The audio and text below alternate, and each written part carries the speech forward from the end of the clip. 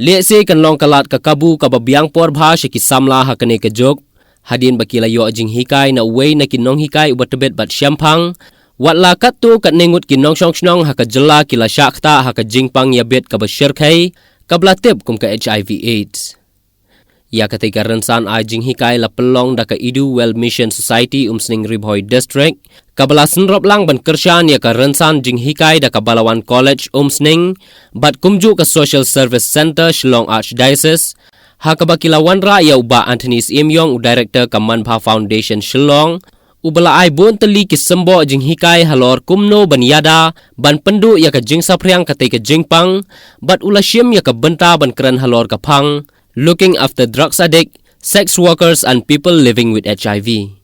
Kabakatay ka jing hikai la penlong hakmat ki babuan balang ki kena skol bat ki samla puli ha Common Facility Center Sning Ribhoi District ha ka arpsan tarik nailar.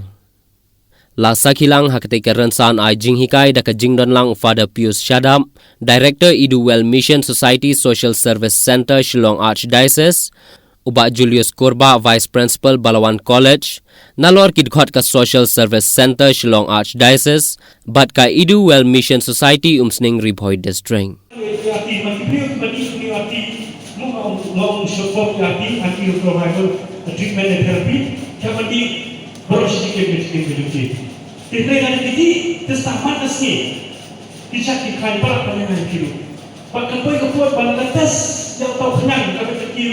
Kenapa sudah dipenyam?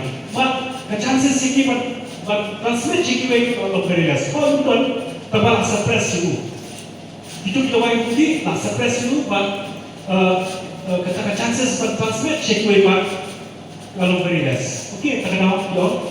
Pada detas tu mana mat kena melakukan transmit sikit lagi mat. Tak kena because undetectable is equal to transmittable. But hanya for the goal kalau reduce the number of HIV infection among the adolescents. Pada apa jadi kena